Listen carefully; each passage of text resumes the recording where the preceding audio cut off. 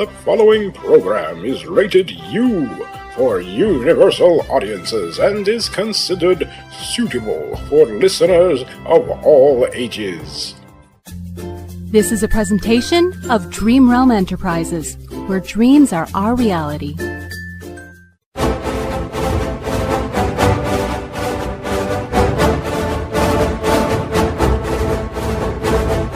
You are listening to Magic, Monsters and Mayhem, Book 2, The Dark Path of Lilly and Fairheart, Chapter 2.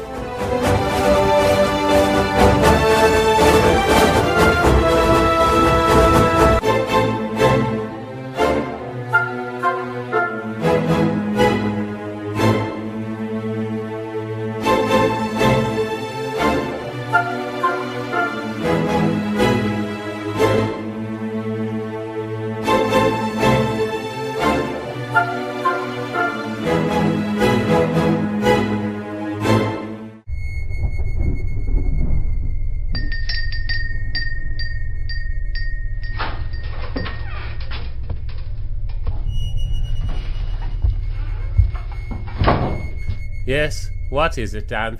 This mage says he was summoned here, Archbishop. Riddendorf, is it? Yes, my lord. So he says. I was told you had a matter of urgency to speak to me about, Archbishop Fenton. It's all right, Dan. This is the one I summoned. You may leave us now. As you wish. I mean, you know your own business, I suppose, my lord. Yes, I do, Danth. Now, if you would so kindly leave us to our business. Have it your own way.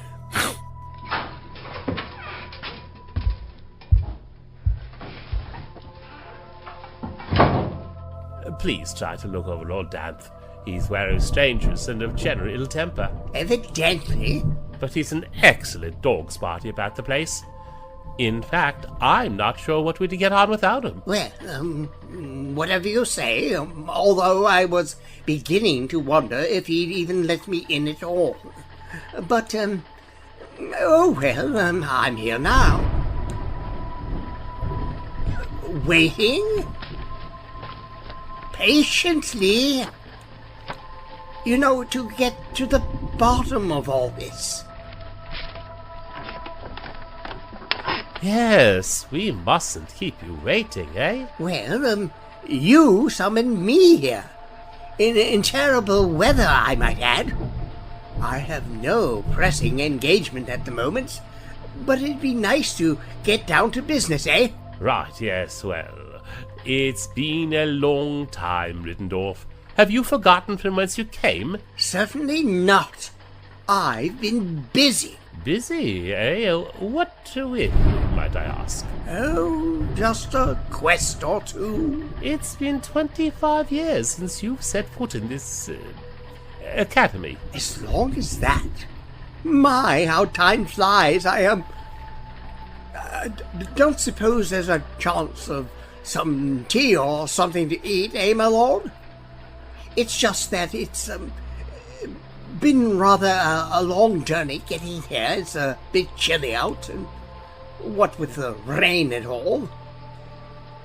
And I've had precious little opportunity to... If you think you've been summoned here to drink tea and cakes, you're even more out of touch with the ways of this institution than I had imagined.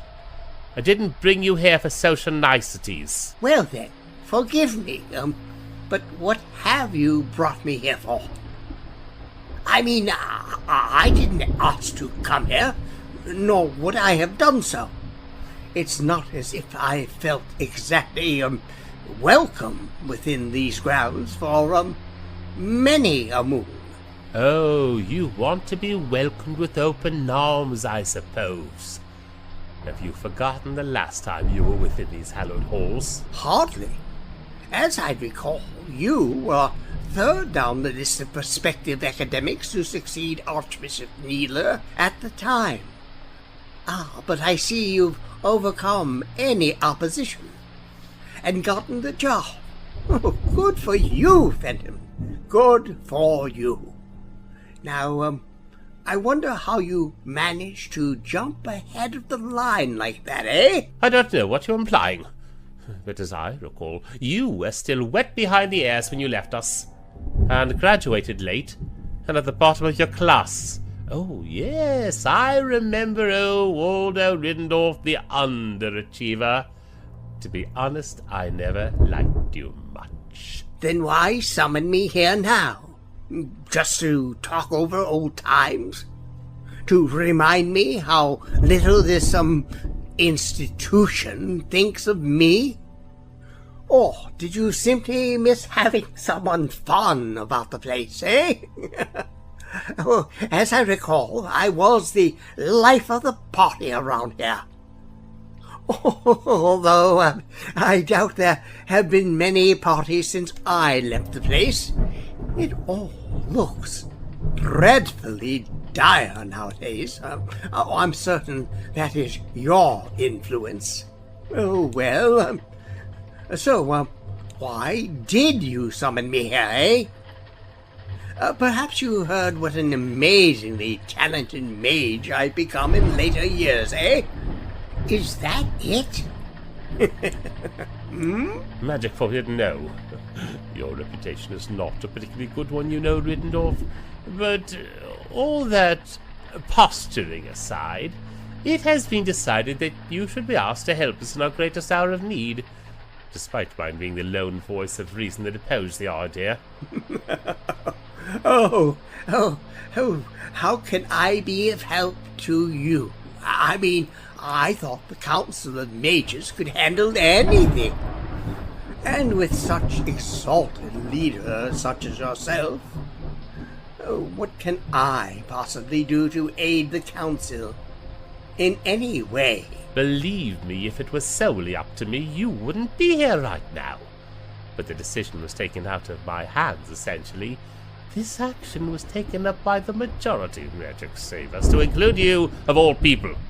And it was felt, by the others I might add, that you were our best hope. Because, you see, our problem is Lillian Fairheart. Lilly? Yes. Are you surprised to hear that name? After all, it was you who inspired her to join the Academy of Mages. Was it not? But I haven't even seen her for, it must be more than, 10 years now. Could it be more? She was but a girl the last time Wait. Did you say I inspired her to join this academy? That seems unlikely. I mean, I'd have told her to avoid it like the plague. To run for the hills of Jaggerfress before ever suggesting she waste her time trying to learn the craft in this sad place. Oh, it was you who inspired her to join us at this institution. She said as much herself. She wanted to foolishly follow in your footsteps, it seems. Her favorite uncle, as she always called you. I must have done something right then. At one point in my life. I had no idea she had such an interest in magic. She was at the top of her class before she abandoned her studies. Well, she has grown into quite a woman. You'd have been proud of her. For a time. My dear niece, what has become of her? She was the top of her class before she abandoned her studies. Abandoned, you say? Yes. She started behaving strangely those last days she spent here. Not her usual enthusiastic self. She had such a good aptitude to magic and for her studies. I was sure she'd finish the top of her class this year. But then she left, suddenly, in the dark of night. Just like that? Without a bye or leave. She said nothing to no one, just made off like a thief in the night.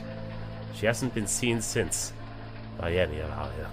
But we have heard strange stories. Oh? Really? I do recall how the rumor mill gets started around here. What stories do they tell? It is said that she has been seen performing dark rituals in the late hours of the night in a nearby forest. That she has summoned, or at least tried to summon, the dark folk, as the locals call them. Do you mean creatures of the underworld? No. No, that cannot be. Can it? I mean, would she? Lilly?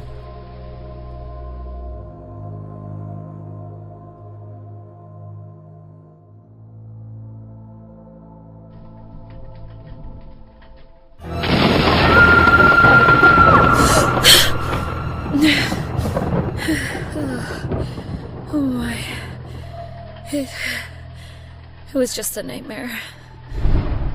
It was only a nightmare.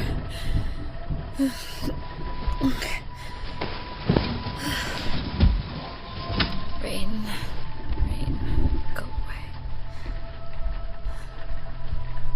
What a terrible night.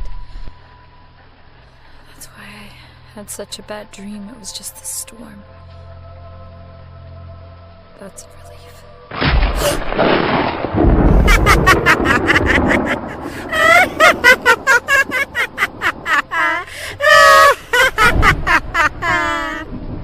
Lillian Fairheart. Who are you?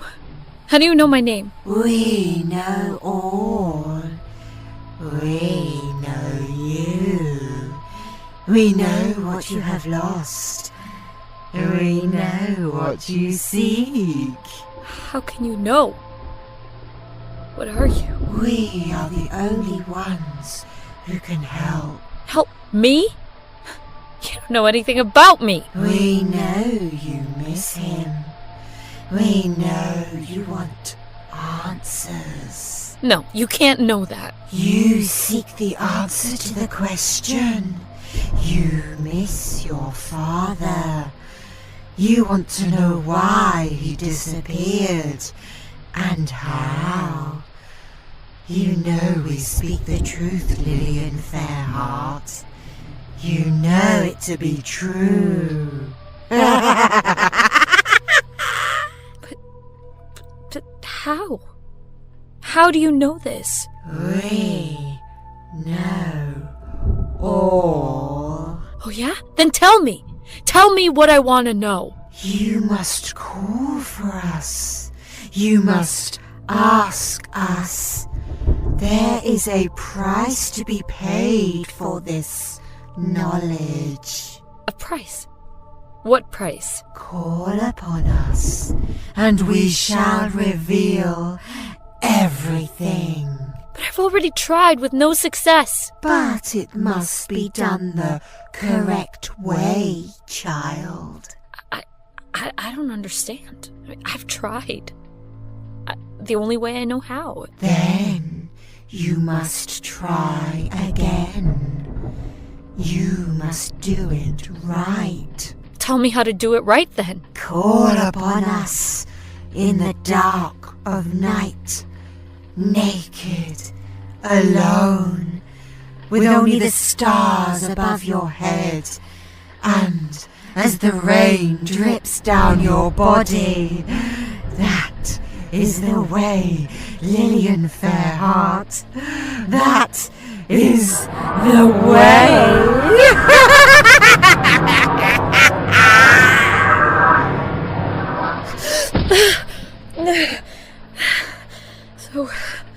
So that was the dream. Or was it? What is real and what is not? I don't know anymore. What did she say? To try again. Naked and alone under the stars with the rain dripping down my body. Yes, I'll do it. I'll do anything to know what happened to you, Father.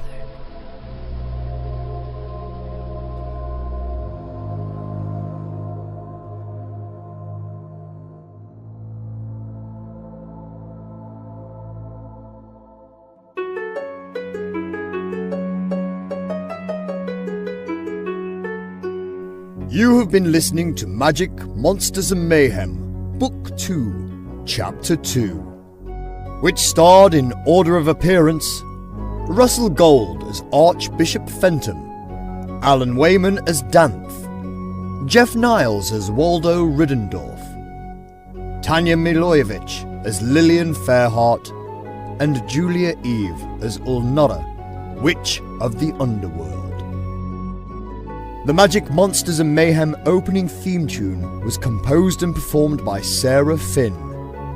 The incidental music used in this program was provided by Kevin MacLeod. The production assistant was Rachel Rumler. The post-production editor was Jeff Niles. The series creator, sound designer, script editor, writer, producer and a director was Jonathan Patrick Russell.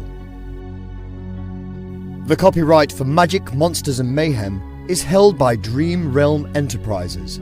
Any rebroadcast or reproduction of this program without the expressed permission of Dream Realm Enterprises is strictly prohibited. Thank you for listening to our program. We invite you to visit us on the web at dreamrealmsite.com. And if you'd like to email us with any of your comments or questions, you may do so at darkbuilding1@yahoo.com. Please use the subject header MMM Feedback. This is Gareth 7. Our story will continue in Chapter 3. Please join us then.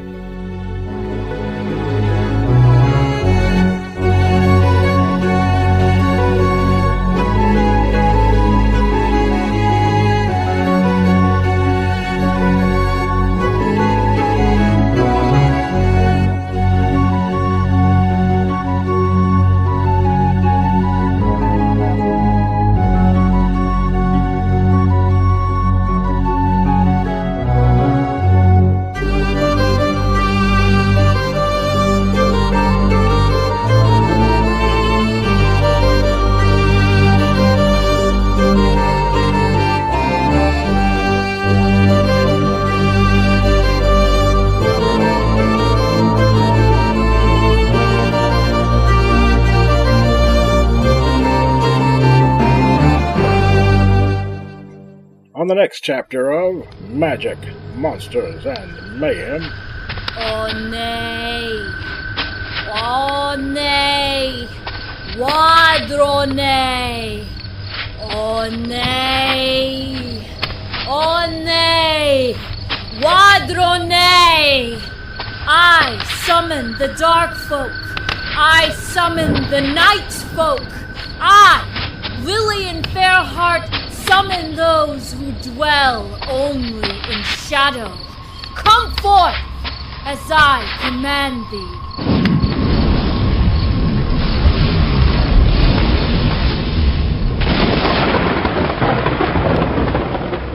You have summoned we here of the shadows.